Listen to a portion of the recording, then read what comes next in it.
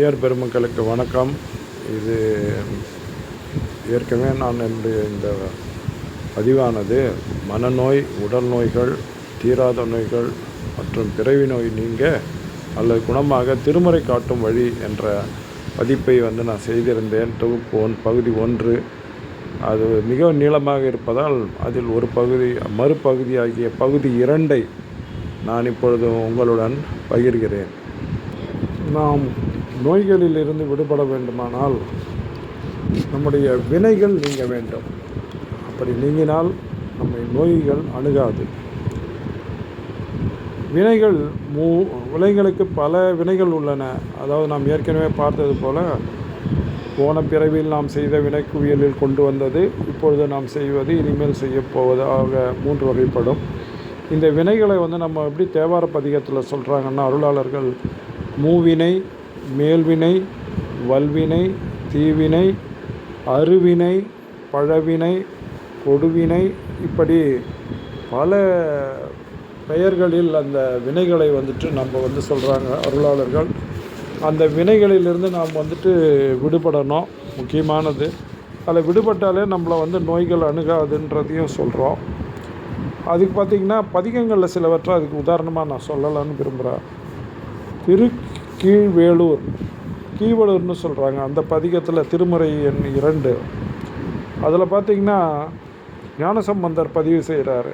நீருலாவிய சடையிடை அறவோடு மதிசிற நிறை மாலை வாருலாவிய வனமுலை அவளோடு மணிசிலம்பு அவையார்க்க ஏருலாவிய இறைவனது உறைவிடம் எழில் திகழ் கீழ்வளூர் சீருலாவிய சிந்தை செய்து அணைபவர் பிணியோடு வினை போமேன்றார்.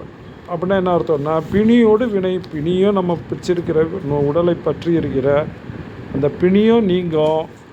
அதே சமயம் நம்முடைய வினைகளை நம்ம விட்டு போவோம். இதை இந்த பதிகத்தில் 2ஐயுமே பதிவு பண்ணுறார். பிணியோடு வினை போமேன்றார் இந்த பதிகத்தில். அதே மாதிரி மற்றொரு பதிகத்தில் என்ன பதிவு பண்ணுறாருன்னா, அதையும் நம்ம இப்போ பார்க்கலான் இருக்கோம். ஏன்னா பல பதிகங்களில் இந்த நோய் ஒழியறதை பற்றி ஞானசம்பந்தர் சொல்கிறார். அப்படி ஒரு பதிகம் பார்த்திங்கன்னா, தலம் திருப்புகலூர். அந்த தலத்தில் 2வது பதிகத்தில் சொல்கிறார். வாழ்ந்த நாளும் இனி வாழு நாளும் இவை அரிதிரேல் வீழ்த்த நாளும் பெருமானை இயத்தா விதியில்லார்கள் கொழுத்த திங்கட் புரி சடையிடையான்றன் புகழூரையே சூழ்த்த உள்ளம் உடையீர்கள் உங்கள் துயர் தீர்மேன்றார். அதாவது இதுவரையில் நாம் வாழ்ந்த நாட்களும் இனி வாழப்போகின்ற நாளும், அதாவது இறந்த காலம்னா இறந்த காலம், வாழ்ந்த நாள், வாழ்கின்ற காலம் நிகழ்காலம், இனி வரப்போகின்ற காலம் எதிர்காலம் என்ற முக்காலங்களையும் இறைவனையே போற்றி வணங்காத நாட்களை வீழ்த்தி வீணாக கழித்த நாட்கள் எனக் கொள்க. பிறைமதியை புரிசடையில் கொண்ட பிரான் விளங்கும் புகழூரை உள்ளமானது ஒன்றிட உங்கள் துயரையாவும் தீர்ந்துவிடும். நம்முடைய துயரங்கள், துன்பங்கள் அனைத்தும் வினையால் வந்தவை. அவை அனைத்தும் நம்மை விட்டு நீங்கி போய்விடும் என்கிறார் நம்முடைய ஞானசம்பந்தர். அடுத்ததாக மற்றும் ஒரு பதிகத்தில்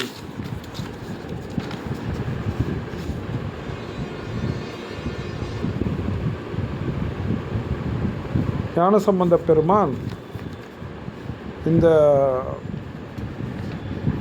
பாடல் எண் 269 அந்த பாடலில்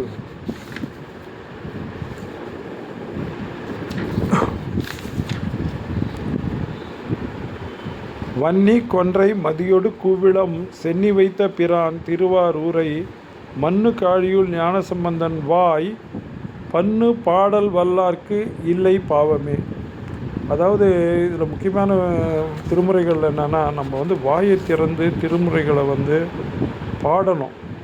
அப்படி பாடினாதான் நம்முடைய பாவங்கள் நம்ம விட்டு நாவால் பாடணும்வார், வாயால் பாடணும். அந்த மாதிரி பாட வல்லாருக்கு நம்முடைய பாவங்கள் நம்ம விட்டு நீங்கிடும். அப்படி பாவங்கள் நம்ம விட்டு நீங்கினாலே நம்முடைய நோய்கள் பல பிணிகள் வந்துட்டு நம்மளை வந்துட்டு தாக்கிறது வந்து கண்டிப்பாக வந்து மறைஞ்சிரும், வராது அப்படின்றது ஞானசம்பந்தனுடைய வந்து ஒரு நம்முடைய ஆணையாக இருக்குது, அவருடைய வாக்காக இருக்குது கண்டிப்பாக. அதனால் நம்ம என்ன பண்ணணும்னா, இந்த தேவார திருப்பதிகங்களை இறைவன் முன்னாடி நின்று நம்ம வாயால் வாய் விட்டு பாடணும் அப்படின்றது ரொம்ப முக்கியம். ஒரு அர்ச்சனை டிக்கெட் வாங்கிட்டு கொடுத்துட்டு நம்ம பேர் அந்த இதுவை சொல்லிவிட்டு அவங்க என்ன கேட்பாங்கன்னா, அந்த அர்ச்சகர் பார்த்திங்கன்னா அவர் உங்களை கோத்திரம் என்ன, பேர் என்ன, நட்சத்திரம் என்னன்ற கேள்வியை மட்டும் கேட்டு நீங்கள் அதுக்கு விடை சொல்லிவிட்டு தட்டை தொட்டுங்கன்னுவார். அதை அப்புறம் என்ன பண்ணுவோன்னா வாயை திறக்க மாட்டோம், கம்மன் இருந்துடும். இதனால் நம்முடைய பாவங்கள் நீங்காது. ஏன்னா இது ஞானசம்பந்தர் நமக்கு சொல்கிற வழி, நான் வாய் திறந்து பாடுங்கள்னு சொல்கிறார். அதனால் கண்டிப்பாக நம்ம வந்து வாய் திறந்து இறைவன் முன்னாடி பாடணும். அடுத்ததாக ஞானசம்பந்த பெருமான் அவருடைய கோளறு பதிகத்தில் சொல்கிறார், இந்த நோய் தீர்க்கறதுல சொல்கிறார். நம்ம சொன்ன முதல்ல பாவங்கள் தீர்ந்தால் வினைகள் போயிடும், தீவினைகள்லாம் பல வகை எல்லாம் நீங்கிடும், பிணிகளும் நம்மோட போயிடும்ன்றதுக்கு பதிகம் சொன்னேன். இன்னொரு பதிகம் கோளறு பதிகத்தில் வந்து சொல்லும் பொழுது 4வது பாடலில், மதினுதல் மங்கையோடு வடபாலிருந்து மறையோதும் எங்கள் பரமன் நதியோடு கொன்றை மாலை முடிமேல் அணிந்து என் உளமே புகுந்து அதனால் பொதியுறு காலன் அங்கே அமனோடு தூதர் கொடுநோய்களான பலவும் அதிகுண நல்ல நல்ல அவை நல்ல நல்ல அடியாரவர்க்கு மிகவே என்கிறார். அதனால் சிவபெருமான் நம் உள்ளத்தில் நாம் போற்றி வணங்கினால் சினம் மிகுந்த காலன் அக்னி காலனின் தூதுவர்கள் கொடிய நோய்கள் முதலான பலவும் நற்குணத்தின் வயப்பட்டு நல்லனவாகும். அவை இறைவனை சிந்திப்பவர்களுக்கு நல்லதையே செய்யும் என்பது ஞானசம்பந்தனுடைய வாக்கு. அதே போல் திருச்சிற்றேமம் அப்படின்ற தளத்தில் வந்து இது வந்து திருத்துறைப்பூண்டி சாலையில் 3 கிலோமீட்டர் தூரத்தில் இருக்குதுன்னு சொல்கிறான் அந்த தலம். இறைவன் பெயர் வந்து பொன்வைத்தியநாதர், இறைவி அகிலாண்டேஸ்வரி. இந்த தளத்தில் வந்து ஞானசம்பந்தர் பதிகத்தில் என்ன சொல்கிறாருன்னா, நான் வாயால் பாடணும் தேவாரம் திருமுறைகளை, அப்போ தான் நம்முடைய நோய்கள் வந்து நம்ம பிணிகள் வினைகள் அனைத்தும் நம்ம விட்டு நீங்கி இந்த உலகில் இன்புற்று வாழலான்னு நான் சொன்னேன். அதுக்கு ஞானசம்பந்தனுடைய வாக்கு 11வது பாடலில், கல்லில் ஓத மல்கு பண்காணல் சூழ்ந்த காழியான் நல்லவாய் இன்தமிழ் நவிலி ஞானசம்பந்தன் செல்வனூர் சிற்றேமத்தை பாடல் சீரார் நாவினால் வல்லராகி வாழ்த்துவார் அல்லலின்றி வாழ்வாரே அப்படின்றார். மிகவும் சிறப்பானது அது. என்ன சொல்கிறார், நாவினால் வல்லராகி வாழ்த்துவார் அப்படின்னு சொல்கிறார். இதுவும் வந்து நமக்கு வந்து அவருடைய வாக்கு. அதே போல் திருநாவுக்கரசர் பார்த்திங்கன்னா அவருடைய முதல் பாடலே என்னன்னு உங்களுக்கு தெரியும். அவர் வந்து சூளை நோயால் பாதிக்கப்பட்டு சைவத்துக்கு வந்தபோது பாடின முதல் பாடல் குற்றாயனவாறு விளக்ககளீர் கொடுமை பல செய்தன நான் அறியேன்னு சொல்கிறார். அதனால் இந்த பாடல் வந்து வயிற்று வெளியால் அவதிப்படுற அவர் வந்து இறைவனை வந்து வேண்டி பாடுறது. சலம்பூவோடு தூபம் மறந்தறியேன் தமிழோடு இசைப்பாடல் மறந்தறியேன்றார். நலந்தீங்கிலும் உன்னை மறந்தறியேன் உன் திருநாமம் என்னாவில் மறந்தறியேன்னார். அந்த மாதிரி இறைவனை மனதில் வச்சுக்கிட்டு நம்ம வந்து என்றைக்கே இருந்தாலே நம்முடைய நோய்கள் வந்து நீங்கன்றதுக்கு ஞானசம்பந்தர் வாக்கும் உங்களுக்கு சொல்கிறார். அதே மாதிரி அவருடைய பாடல் அந்த தேவார பதிகத்தில், அல்லல் என் செய்யும் அறிவினை என் செய்யும் தொல்லை வல்வினை அனைத்தும் தான் என் செய்யும் தில்லை மாநகர் சிற்றம்பலவனார்க்கு எல்லையில்லாதோர் அடிமை பூண்டேனுக்கேன்னு சொல்கிறாருங்க. இதேமாதிரி ஊனிலாவி உயிர்க்கும் பொழுதெல்லாம் நான் நிலாவி இருப்பன் எந்த நாதனை தேன் நிலாவிய சிற்றம்பலவானர் வான் நிலாவியனை இருக்கவும் வைப்பரே அப்படின்னு சொல்கிறார். அதே மாதிரி காலன் பார்த்திங்கன்னா நம்மளை கண்டு சிவபெருமானை வந்து வணங்குறவங்கள வந்து அவர் காலன் வந்து அணுக மாட்டார்ன்றதுக்கு, சிட்டர் வானவர் சென்று வரங்குடும் சிட்டர் வாழ்த்தில்லை சிற்றம் பலத்துறை சிற்றன் சேவடி கைதொழச் செல்லும் அச்சிட்டர் பால் அணுகான் செரு காலனே. காலன் வந்து கிட்டவே நெருங்கமாகக்கூடாது அப்படின்றதையும் பதிவு செய்கிறார் திருநாவுக்கரசர். அடுத்ததாக திருநாவுக்கரசர் திருவொற்றியூர் பதிகம் திருத்தாண்டகத்தில், வண்டோங்கு செங்கமலம் கழுநீர் மல்கும் மதமத்தன் சேர் சடைமேல் மதியஞ்சூடி தின்தோல் ஆயிரமும் வீசி நின்று திரைசேர நடமாடி சிவலோகனார் உண்டார் நஞ்சு உலகுக்கோர் உறுதி வேண்டி ஒற்றியூர் மேய ஒளி வண்ணனார் கண்டேன் நான் கனவகத்திற் கண்டேற்கென்றேன் கடும் பிணியும் சுடுந்தொழிலும் கைவிட்டவேன்றார். கடும் பிணி நோய்கள் வந்துட்டு என்னை விட்டு விலகிச்சு அப்படின்றதையும் சொல்கிறார். அதே மாதிரிங்க இந்த திருநாவுக்கரசர் திருப்புள்ளிருக்கு வேலூர் இந்த பதிகத்தை பார்த்திங்கன்னா மிக அருமையான பதிகம். இது நோயில் நிறைய பேர் உடம்பு சரியில்லாதவங்க இந்த பாட்டை தினமும் பாடி அதிலிருந்து மீள்றவங்களும் இருக்காங்க. பேராயிரம் பரவி வானுயிரேத்தும் பெம்மானை பிரிவிலா அடியார்க்கு என்றும் வாராத செல்வம் வருவிப்பானை மந்திரமும் தந்திரமும் மருந்துமாகி தீராத நோய் தீர்த்தருள வல்லான் தன்னை திரிபுரங்கள் தீயழத்தின் சிலை கை கொண்ட பேரானை புள்ளிருக்கு வேலூரானை போற்றாதே ஆற்றனால் போக்கினேன் என்றார். இறைவன் நமக்கு எப்படி ஆவாரான்னா மந்திரமும் தந்திரமும் மருந்துமாகி நம்மளை என்ன பண்ணுவாரான்னா தீராத நோய்களிலிருந்து நம்மளை காத்தருள வல்லவர் சிவபெருமான்றத நம்முடைய திருநாவுக்கரசு சுவாமிகள் இந்த புள்ளிருக்கு வேலூர், அதாவது இந்த வைத்தீஸ்வரன் கோயில்னு சொல்லுவாங்க, அந்த ஊர் பதிகத்தில் வந்துட்டுங்க இது அருமையான முறையில் இதை பதிவு செய்கிறாரு நம்முடைய நாவுக்கரசு சுவாமிகள். இது தவிர என்ன இருக்குன்னாங்க, திருநாவுக்கரசர் பாவநாச பதிகம் அப்படின்னு பாடியிருக்காரு. அது ஒரு தனியாக பாடலாம். அதே மாதிரி திருநான சம்பந்தர் பார்த்திங்கன்னா திருநாகேஸ்வர பதிகத்தில் பார்த்திங்கன்னா முழுமையாகவே இந்த வினைகள் எல்லா பதிகத்துலேயும் நம்மளுடைய வினைகள் தீர்றதுக்கு பதிகங்களை சொல்லியிருக்கிறாரு. இப்போ ராகு கேது இந்த தோஷம் உள்ளவங்க அந்த திருநாகேஸ்வரம் பதிகம் பாடுறாங்க. அதே மாதிரி சனி ஆயுதனுடைய இருக்கிறவங்க திருநள்ளாற்று பதிகம் திங்கள் உச்சி மேல் விளங்கும் தேவன் எங்கள் உச்சி எம்பிறைவன் என்ற அடியரே தங்கள் உச்சியால் வணங்கும் அடியவர்க்கெல்லாம் தங்கள் உச்சி நம்பெருமான்மையது நல்லாரேன்னு பாடுறாருங்க. நல்லாற்று பதிகம். அந்த மாதிரி பல பதிகங்கள் இந்த வினைகளை தீர்க்கிறதுக்கு நிறைய இருக்குது. அதையும் நம்ம தனிப்பட்ட முறையில் அந்த வினைகள் போகிறதுக்கு அந்த நவகிரக தோஷம் நீங்கிறதுக்கு கோளறு பதிகமும் கொடுத்துருக்காரு ஞானசம்பந்தர். திருக்கோளிலின்ற தளத்துலேயும் பதிகத்தில் அந்த இதுவை சொல்லியிருக்காரு. அந்த கோள்களால் வர நம்முடைய நீக்குபவர் கோளிலி எம்பெருமான் என்றார். சிவபெருமானை சொல்கிறார். கோள்கள் அனைத்தும் நமக்கு நல்லதே செய்யுன்றதையும் பதிகங்களில் பதிவு பண்ணுறாங்க. அதனால் அதையும் நம்ம ஓதி பயனடையலாம். அதே மாதிரி ஞானசம்பந்தர் திருமாகரல்ன்ற ஒரு தலம் இருக்குது. காஞ்சிபுரத்துலேருந்து ஒரு 15 கிலோமீட்டரில். அங்கே பதிகம் இருக்குது. வீங்கி உலை கழனிமிக்கு கடைசியர்கள்னு ஒரு அருமையான ஒரு பதிகம் இருக்குது. நம்முடைய வினைகள்லாம் நீங்கிறதுக்கு அந்த ஒரு பதிகத்தை அங்கே எல்லா பதிகத்துலேயும் வினை போய் அரும்ன்றார். அப்படிப்பட்ட ஒரு அற்புத பதிகத்தையும் நம்ம பாடலாம். திருஞான சம்பந்தர் பார்த்திங்கன்னா திருநாரையூரில் சாணாலும் வாணாலும் தோற்றம் இவை சலிப்பாய வாழ்க்கை ஒழிய தவம் அப்படின்னு சொல்கிறாரு.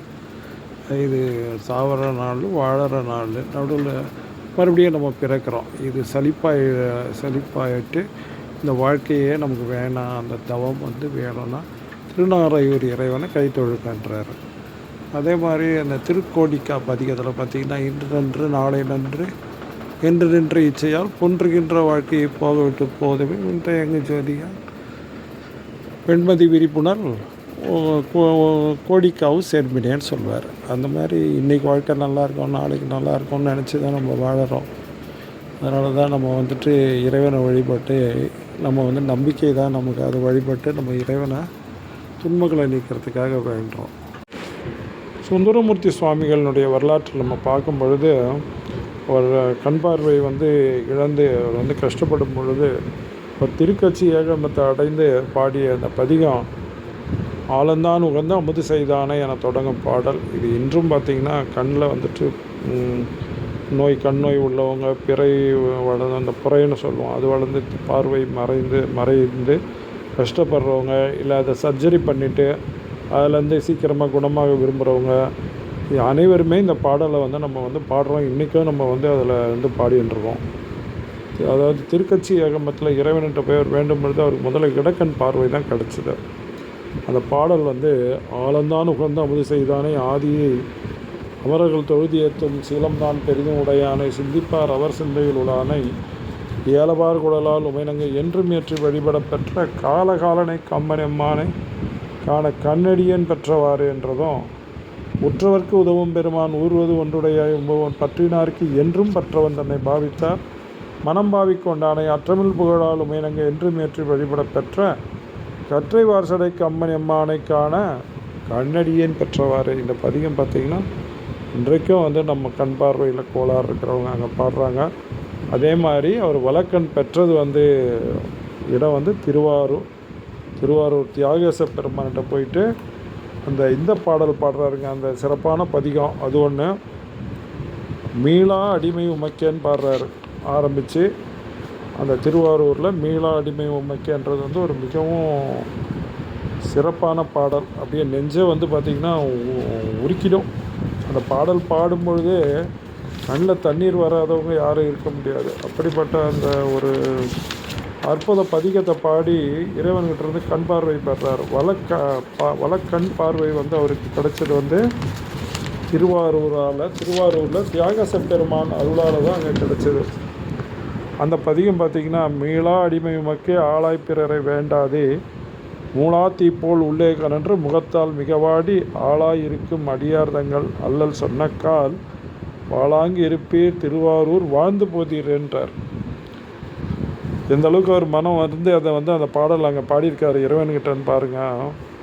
அதே மாதிரி விற்றுக்கொள்வீர் ஒற்றி அல்லேன் விரும்பி ஆட்பட்டேன் குற்றம் ஒன்று செய்தது இல்லை கொத்தை ஆக்கினீர் ஏற்றுக்கு அடிகள் என் கண் கொண்டீர் நீரே பழிபட்டீர் மற்ற கண் தான் தாராது ஒழிந்தால் வாழ்ந்து போதீர் என்றார். ஒரு கண் கொடுத்துட்ட இன்னொரு கண்ணும் கொடுத்துருங்கன்னு இறைவன்கிட்ட மன்றாடி வேண்டார். இதை விட அவர் சொல்கிறார், அன்றில் முட்டாத அடையும் சோலை ஆரூர் அகத்தீரே கன்று முட்டி உண்ணச் சுரந்த காலி அவை போல என்றும் முட்டாப்பாடும் அடியார்த்தம் கண் காணாது குன்றின் முட்டி குழியில் விழுந்தால் வாழ்ந்து போதீர் என்றார். இதில் எப்படின்னா மாதிரி வந்து அவருடைய மனம் வந்து வேதனை அடைஞ்சிருக்கிறது தெரியுதா. நான் மொத்தத்தையும் பாடலைங்க, முக்கியமான அந்த ஒரு 4-5 பதிகத்தை பாடல் தான் பாடுறேன். மொத்தமாக படிக்கவே முடியாது, அந்த அளவுக்கு இருக்குது. ஆயம்பேடை அடையும் சோலை ஆரூர் அகத்தீரே எம்பெருமான் இதுவோ ஆமாறு உமக்கு ஆட்பட்டோருக்கு மாயம் காட்டி பிறவி காட்டி மறவா மனம் காட்டி காயம் காட்டி கண்ணீர் கொண்டால் வாழ்ந்து போதீர் அப்படின்றார். அந்த மாதிரி பாடலை பாடி இறைவன் அவருடைய இறங்கி வலக்கண்ணையும் அழித்த அந்த பதிகம் இது. அதனால் இந்த 2 ஊர் திருக்கட்சி ஏகம்பம் அதே மாதிரி இந்த திருவாரூர் பதிகம் வந்து கண்ணில் வந்துட்டு நோய்கள் இல்லை குறைக்கு வந்து கேட்ராக்ட் சர்ஜரி பண்ணி அது அதனுடைய ரெக்கவரி பீரியட்னு இருக்குது. அதை நீங்கிறதுக்கோ இல்லை பார்வை நன்றாக நமக்கு தெரியறதுக்கோ இந்த பதிகங்களை வந்து இறைவன் முன்னாடி ஓதலாம். அதனால தான் நோய்கள்னு வரும்பொழுது இதையே நம்ம சொல்ல வேண்டிய சுந்தரமூர்த்தி சுவாமிகளுடைய இந்த பதிகமையும் நான் பதிவு செஞ்சுருக்கிறேன். சுந்தரமூர்த்தி சுவாமிகளுக்கு வந்து உடம்பில் வந்துட்டு நோய் வந்து ரொம்ப கஷ்டப்படும் பொழுது தோல் நோய் மற்ற நோய்களும் அவரை வந்து அவர் கஷ்டப்பட்ட பொழுது அருளிய இந்த பாடல் மிகவும் பிரசித்தி பெற்றது. இன்றளவும் வந்துட்டு நோய்கள் பிணிகள் இருந்து விடுபடணும்னா இந்த பதிகத்தை பாடுறாங்க. திருந்துருத்தியும் திருவேள்விக்குடியும்னு சொல்லி 2 தலங்களையும் சொல்லியிருக்காங்க. மின்னுமா மேகங்கள் பொழிந்து இழிந்தருவி வெடிபட கரையோடும் திரை உணர்ந்து ஏற்றும் அன்னமாங் காய்விரி அகங்கரை உறைவார் அடியினை தொழுதி எழும் அன்பராம் அடியார் சொன்னவாறு அறிவார் துருத்தியார் வேள்வி குடியுளார் அடிகளை செடியினேன் நாயேன் என்னை நான் மறக்குமாறு எம்பெருமானை என் உடம்பு அடும்பிணி இடர்கெடுத்தானே அப்படின்றார். இறைவனை வந்து உடம்புடைய நோய்கள் பிணிகள் அதை வந்து நீக்கினவர்னு சொல்லிட்டு இறைவனை பாடுறார். அதே மாதிரி அவருக்கு பழவினை பற்று அறுத்ததும் சிவபெருமான் தான்றார். அது அறுத்ததால் இந்த வினைகள் நீங்குச்சு. அதுக்கு பாருங்கள், கூடும் ஆறு உள்ளன கூடியும் கொத்தும் பொய்ப்புன ஏனலோடு ஐவனும் சிதறி மாடுமா கோங்கமே மருதமே பொருது மலையென குலைகளை மறிக்குமாறு உந்தி ஓடுமா காவிரி துருத்தியார் வேள்வி குடியுளார் அடிகளை செடியினேன் நாயேன் பாடுமாறு அருகிலேன் எம்பெருமானை பழவினை உள்ளன பற்று அறுத்தானை அப்படின்றார். அவருடைய பழவினை அனைத்தையும் பற்று அறுத்து அவருடைய அடும்பிணி கடும்பிணி அதனுடைய தொடர்பு அனைத்தையும் நீக்கி அவரை நல்லாக்கியவர் நம்முடைய சிவபெருமான்றத்தையும் பதிவு பண்ணுறார். அதாவது நம்முடைய பாவங்கள் வினைகள் நீங்கினாதான் நம்முடைய உடல் வர நோய்கள் மனநோய்கள் எல்லாமே நீங்குன்றது முக்கியமான அடிப்படை காரணம் நம்முடைய வினைகள்ன்றது. அதுக்கு என்ன பதிகங்கள் ஓதலான்றதை இந்த 2வது பகுதியில் நம்ம பார்த்தோம். அடுத்த முக்கியமான தீராத நோயின்றது பிறவி நோய். அதை எப்படி தீர்க்கலான்ற வழியை நமக்கு எப்படி நால்வர் அருள் இருக்காங்கன்றத இதனுடைய தொடர்ச்சியாக பகுதி 3ல் நம்ம பார்ப்போம். இத்துடன் நான் இந்த பகுதி 2 நிறைவு செய்கிறேன். நன்றி, வணக்கம்.